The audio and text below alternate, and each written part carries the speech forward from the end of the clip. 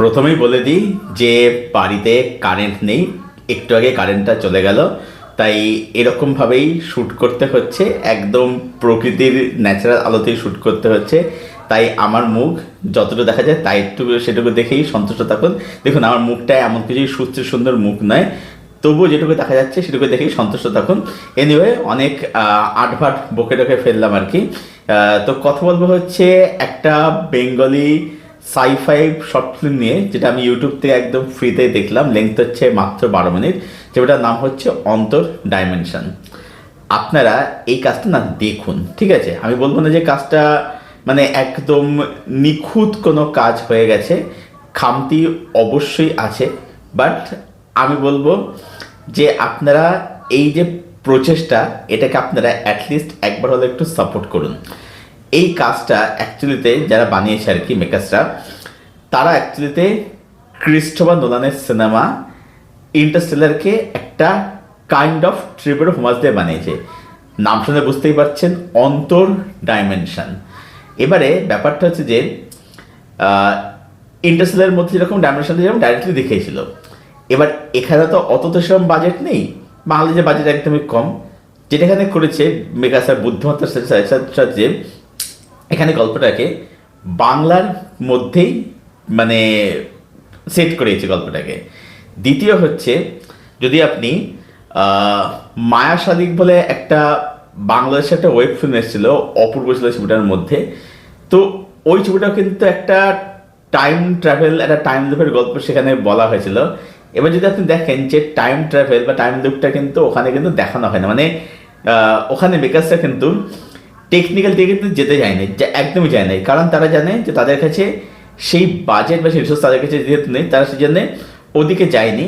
যেটা তারা করেছিল সেখানে, যে ওই টাইম লুপ বা টাইম ট্রাভেলের যে দিকটা, সেটা তারা রাইটিংয়ের মধ্যে খেলেছিল খুব বুদ্ধিমত্তার সাথে।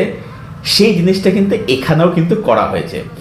এখানে এই যে যে প্রোটাগনিস্ট, দেখবেন যে সেই জায়গায় লুপের মধ্যে আটকা রয়েছে, সেখান থেকে বেরোতে চাইছে, বেরোতে পারছে না, এবং তার মতো আরও অনেকে রয়েছে যে তারাও বেরোতে পারছে না। এবার ব্যাপারটা হচ্ছে, এই যে পুরো যা কিছু হলো, এই 12 মিনিট যা কিছু আপনি দেখলেন বা দেখবেন, সেটা কি মানে প্রোটাগনিস্টের পুরোটাই মনের ভিতরে চলছে, তার স্বপ্ন হচ্ছে? দেখবেন এখানে একটা ক্যারেক্টার থাকে যে ওই পাঞ্জে পড়ে যে ভদ্র, সে ভদ্র আসলে কে, এটাও কিন্তু একটা প্রশ্ন। হ্যাঁ, তো এবার দেখবেন যে একটা জায়গা থাকে যেখানে কিন্তু স্বপ্ন এবং বাস্তব নিয়ে কিন্তু ডায়লগ কিন্তু থাকে। এবার এই পুরো বিষয়টা, সেটা কি তার মনের মধ্যে, তার স্বপ্নের মধ্যে চলছে, নাকি প্রোটাগনিস্ট সত্যি একটা ওরকম একটা ডাইমেনশনের মধ্যে আটকা পড়ে গেছে? তো এটা হচ্ছে এই ছবিটার মেন থিম আর কি, ঠিক আছে? এবং এখানে অবশ্যই এই যে বিভিন্ন যে চিন্তা প্রোটাগনিস্টের, তার একটা স্বপ্ন দেখতে পাবেন। যেমন এখানে দেখবে যে প্রথমে একটা যেমন চাকরি নিয়ে থাকছে, ঠিক আছে, তারপর একটা মুদির দোকান নিয়ে থাকছে আর কি। তো এখানে মানে কোথাও একটা শ্রেণীর একটা দিকও কিন্তু এখান থেকে উঠে কিন্তু আসছে, হুইচ ইজ ভেরি ইন্টারেস্টিং আর কি।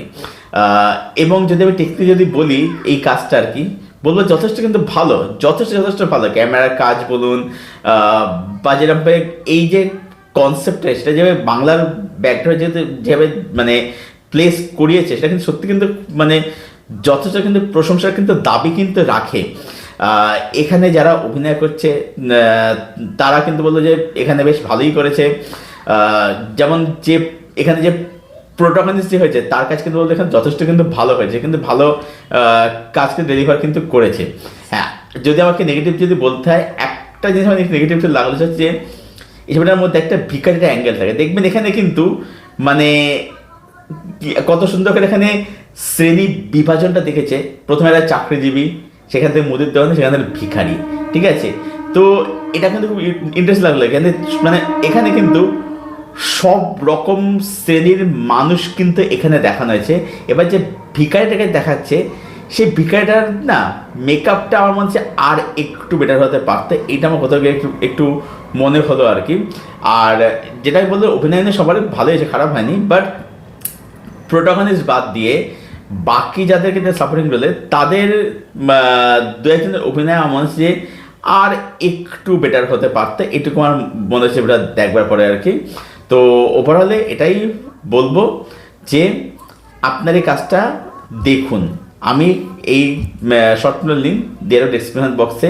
মানে দেখুন, একটা ইন্ডি লেভেলে যেখানে অত বাজেট অত রিসোর্স নেই, সেখানে মেকার্সরা একটা বাংলার মধ্যে একটা মানে সাইফাই ফিল্ম তারা বানাচ্ছে, এবং সেটা যথেষ্ট কিন্তু একটা বুদ্ধিমত্তার সাথে ছবিটা কিন্তু তারা নির্মাণ করেছে আর কি। এবং আমি তো এটা বিশ্বাস করি যে আমাদের বাংলাতে এমন অনেক মেকার্সরা রয়েছে যাদের যদি যদি প্রপার তাদেরকে রিসোর্স দেওয়া যদি হয়, তাহলে তারা কিন্তু মানে বা যদি তারা হচ্ছে বাজেট যদি পায়, তারা কিন্তু বলবে যে সত্যি তারা কিন্তু ভালো ডেলিভার ক্ষমতা তারা কিন্তু রাখে আর কি। তারা সুযোগ পায় না, সেই কারণেই বাংলাতে আজকে এরকম মানে একই গতে বাঁধা ছবি হয়ে আসছে। কিন্তু আমার মনে হয় যে এরকম ডিরেক্টরদের সুযোগ কিন্তু দেওয়া উচিত আর কি, ঠিক আছে? মানে তারা কিন্তু এটা ডিজার্ভ করে আর কি।